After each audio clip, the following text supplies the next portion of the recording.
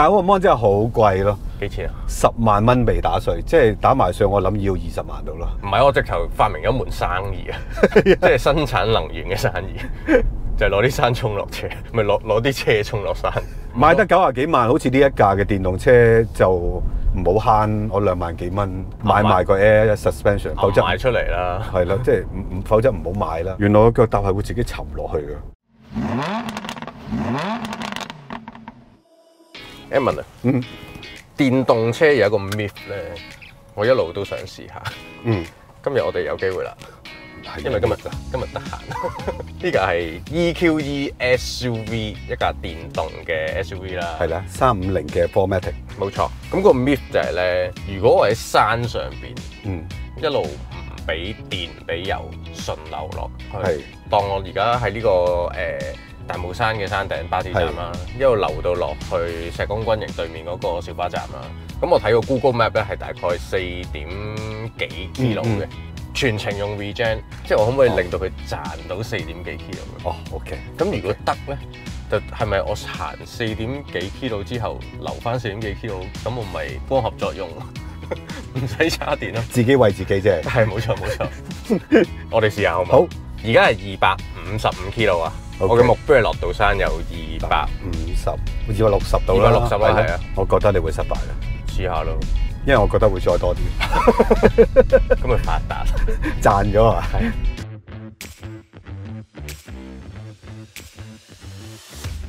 咁呢架車個 regen 同其他嘅 Benz， 例如 EQS 啦、EQE 啦，一樣都係有4級嘅。而家我用緊 D mode 咧，就叫做最 normal 嗰個啦。一上車佢就開住個 D mode 嘅，佢會有 regen 嘅，但係嗰個力度唔係好強啦。跟住你可以揀一個叫做 D 減，就用個 pedal shift， 個拖力係大嘅。然後咧你唔中意嘅話咧，就可以用 D plus，D plus 就好接近空波滑行嘅感覺，係流得好緊要咯。同埋你睇個錶都冇 charge 嗰個顯示嘅，我懷疑係極少 regen 啦。咁我哋用翻 D 啦，咁樣落山。係啊，見你頭先好似已經做咗啲功課咯。你研究過呢架車同其他車啊？佢嘅 spec 啊？哦，因為我覺得好奇嘅，因為 EQE 我哋之前試咗530啦，係啊，你唔好嘗試咗啦。咁當然呢架唔係 AMG 啦。我就見呢架車嘅價錢係96萬到嘅。咁我睇翻同樣嘅價錢，咦，原來有幾架喎市場上。係冇錯，即係包括 iX40 啦，跟住就係 Audi 嘅 Q8 e-tron 啦，係55。如果你講香港賣緊㗎啦，就呢兩架，其實嗰兩架都比起架 EQE SUV 350 Plus 平少少嘅。呢架因為90幾萬，其實佢有好多嘢都未包嘅，包括我哋一路都覺得比較重嘅 SUV， 其實都應該用 Air Suspension， 呢架係未包嘅。尤其是電動㗎啦。係啦係啦，未連稅2萬幾蚊嘅。當然我個 Hyper Screen， 喺香港我哋一路都未見過啦。我見過一次佢擺出嚟咯。擠出嚟，即係冇拎出嚟做 demo。係啊，但係冇試過咯。但係嗰個 mon 真係好貴咯。幾錢啊？10萬蚊未打稅，即係打埋稅，我諗要20萬到咯。就係買個 mon 啊？係啦 ，OLED 喎。OLED。你買個90幾寸喺屋企都應該唔使20萬嘅。其實呢架車嘅馬力係最細嗰架，290幾嘅，未到300匹。係啦，其他啲都超過300匹嘅，300-400匹嘅啦已經。續航里程佢又交咗功課喎，最多係561公里喎，最多啊。iX40 就好似少少。OK。係啦，但係 Q8 e-tron 咧都係500幾，挨近600嗰種嘅。咁即係大家其實都係接近㗎啦。接近。但係亦都要補充翻一句嘅 iX40 咧，我個電係最細嘅，得70幾 kWh。咁呢架去到差唔多90。咁所以你就可以睇得到啦 ，Mercedes 呢架都仲係為咗點樣節能為主嘅。佢個加速亦都係最慢嘅，6.5秒。佢唔係用嗰種數字或者性能去取悅啲買家咯。咁啊用個合理嘅里程，個 energy 嘅管理去做翻啲合理啲嘅嘢咯。因為呢3部車個 size 係接近嘅。接近。如果純粹計長度咧，反而呢架係最短嘅。咁啊得意喎！係啊，因為呢架車純粹計個長度啊，我又係跟你咁講。係啊，個輪軸距係最長嘅。哦，個 wheelbase 係最長。最長。但係車身就最短。係啊，即係換言之，嗰4個轆啊，真係最角落頭個位嘅。冇錯。你再睇翻另一樣，你唔好同其他牌子比，同 EQE、EQS 比，佢哋 share 底盤㗎嘛。係啊，都係佢最短嘅。哦，都正常嘅。係啊，比起房車版都仲要短啲。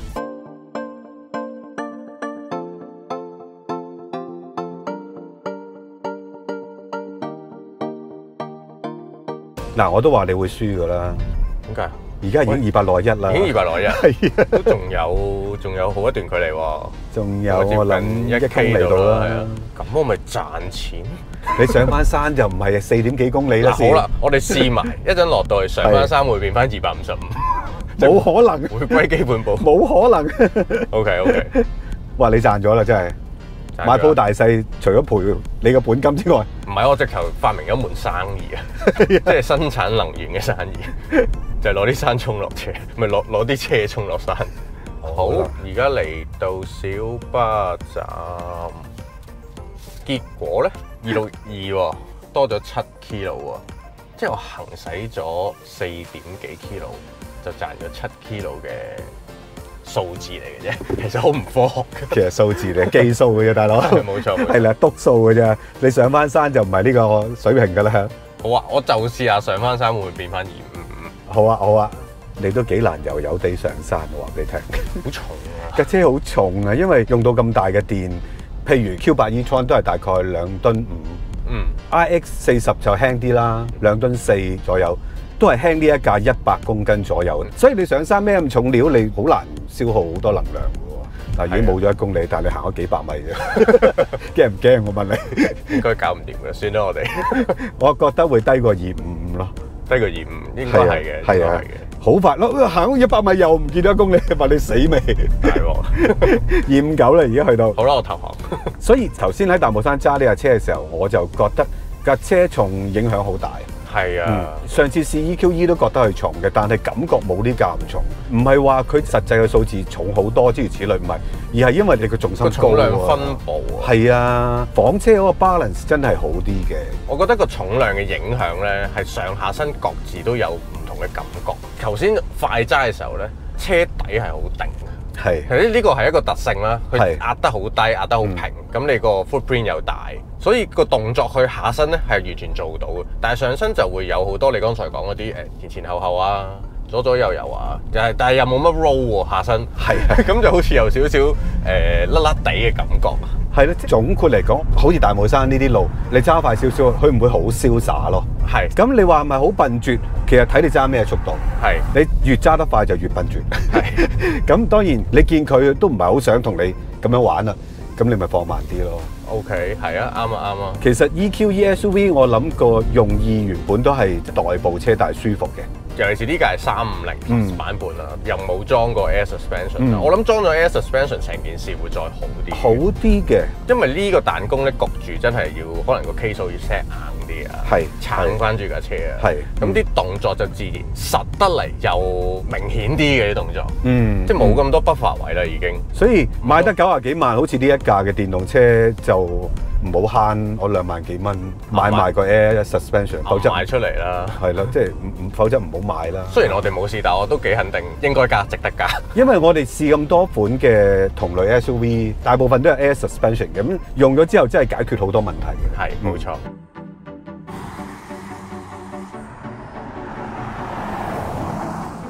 你已經輸得好緊要啦，而家248。冇7 kg 240到啦，我估你上到去。好啦，呢個 myth 已經破解咗，係唔得嘅，賺唔翻嘅，係冇錯。但係例如上到呢一段比較爛少少啦，你就真係好明顯感覺到個懸掛冇咗 Air Suspension， 就係爭啲咯。佢行靚嘅路係好舒服嘅呢個車，係啊係啊。但係一行到爛啲嘅路，其實嗰啲咁嘅喐動咧，大家放心，就唔係好似 Model Y 咁誇張。佢真係想努力啲做啲嘢嘅，係。咁但係礙於佢就係做到咁多啦。咁所以有時候你唯有就係放慢啲啦，再或者條胎再細少少啦。因為而家呢個係21寸噶嘛，咁我覺得直徑都係有啲大嘅，因為以唔到300匹嚟講，20寸我覺得都 OK。都 OK 啦，個胎度厚翻啲，你會舒服啲。另外我覺得都幾得意嘅就係佢架車好重啦，呢個軚盤嘅動力輔助好大啦。係快車係冇問題嘅，快車我覺得個感覺都唔錯嘅，未至於超有軚感，但係都係我 expect 嘅 Benz 感覺啦。但係慢車咧真係有少少快得滯咯，但係你有冇留意到咧？佢同軚係夠軚嘅喎，夠軚啊，好好軚添啊，好好軚嘅喎，果然係 Benz 啊，即係好多電動車都唔夠軚嘅，係。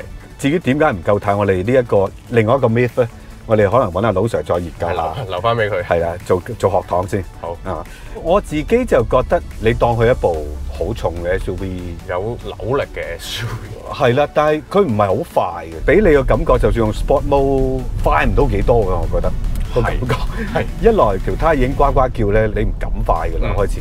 其次嗰個重心嘅轉移，我都覺得係明顯嘅，所以唔好咁離譜地虐待佢啦。反而放翻慢啲，慢慢揸舒服服嘅就算。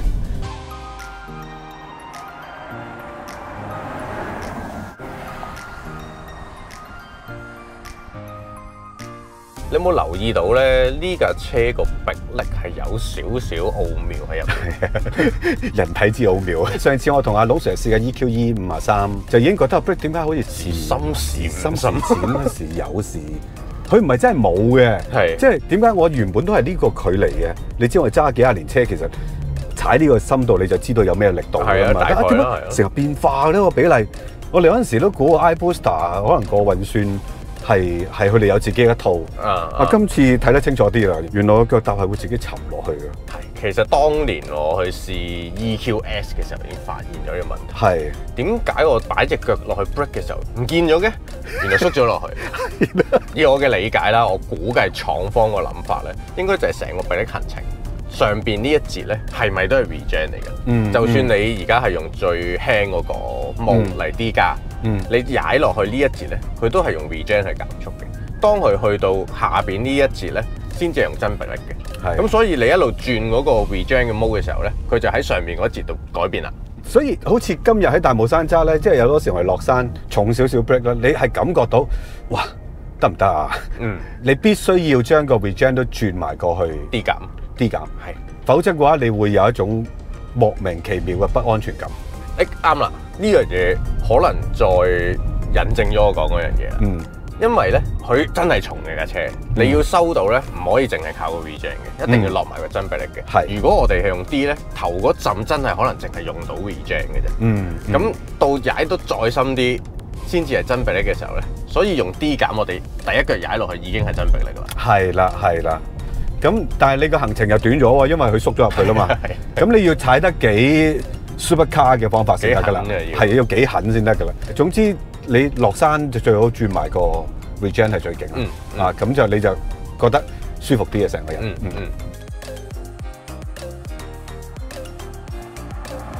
車廂嘅感覺咧，就同你之前試架 EQE 基本上都大同小異。有呢個大 mon 啦，你前面有個 mon 做標板啦。我覺得啲嘢都幾靚嘅，例如呢啲標台啊，呢啲大木板，呢啲大木板各花入各眼啦，呢啲真係好靚啊講呢個。但係咧，其中有一 part 我覺得爭啲嘅，以 Benz 嘅 standard 就係你揸緊個軚盤中間嗰嚿啊，好大嚿飛氣球，係呢嚿嘢好膠啊，唔知點解同側邊啲皮啊、啲類似金屬嘅嘢都唔係好襯，其他嘢係靚嘅。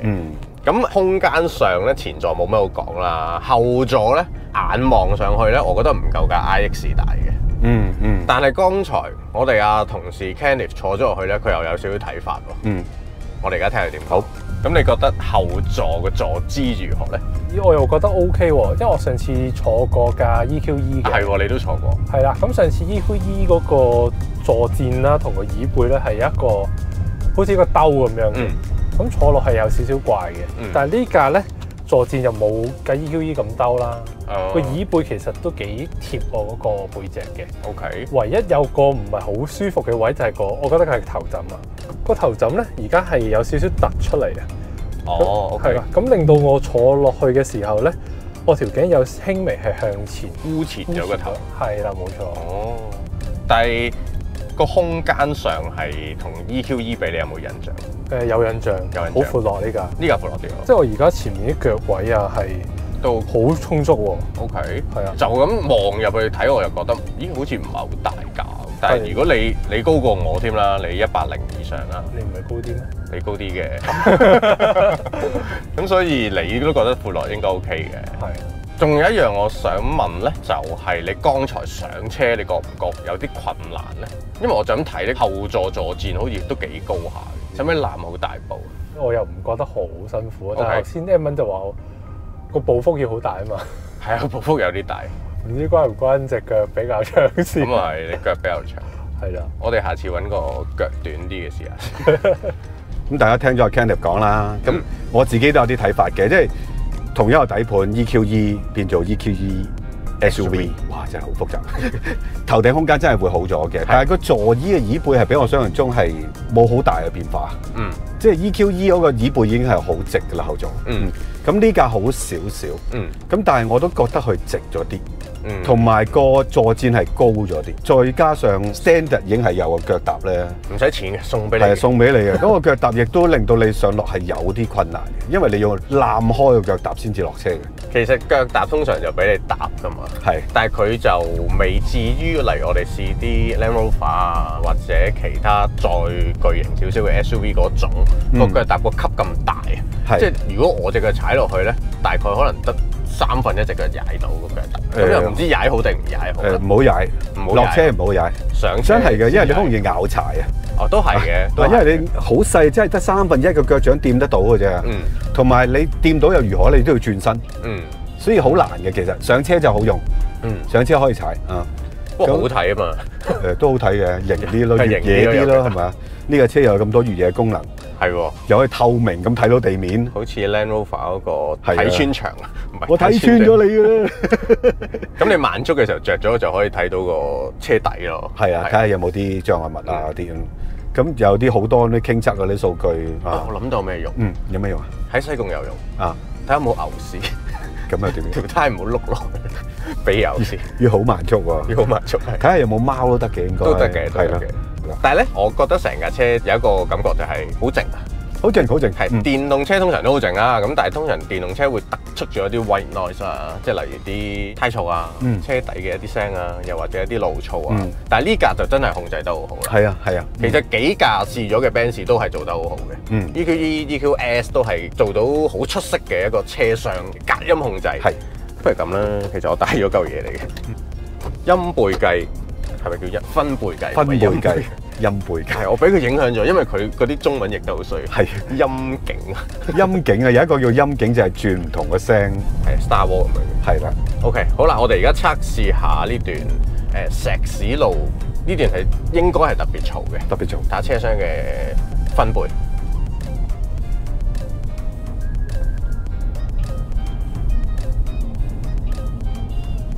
around 60個 dB 度啦，哇，好低喎，60個 dB，其實係低嘅，即係以我哋以往做過嘅一啲係啊，好低啊，分貝測試啦。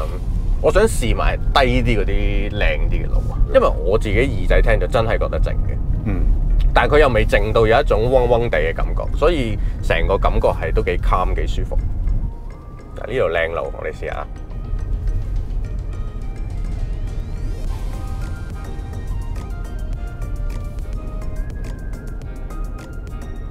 徘徊喺57啊、58、9嗰啲咯。咦？咁啊分貝咪冇乜分別？爭少少咯，即係證明佢爛路個底盤懸掛嗰啲喐動嘅聲音係控制得好。哦，冇乜嘅呢個啊，係胎噪嘅，就胎噪少少嘅啫。係啦。咁呢條胎亦都係靜嘅胎嚟嘅，同埋佢冇乜摩打聲㗎。冇乜，係啊，淨係得喇叭聲。係啦，咁所以成架車如果你講舒適係似 Mercedes 嘅嘢嘅。不過價錢嚟講，我都係覺得佢定得稍微高啲嘅，即係同對手比咧，講緊唔係爭3、5、7萬啊，可能都係爭成10萬啦，10零萬。係，咁所以點解我當初一嚟就揾一揾對手係啲乜嘢嘅 spec？咁原來揾出嚟，哦，原來即係各有高低啦，當然各有高低。咁但係佢而家96萬呢個定位唔係話真係用價錢去吸引你嗰種定位咯。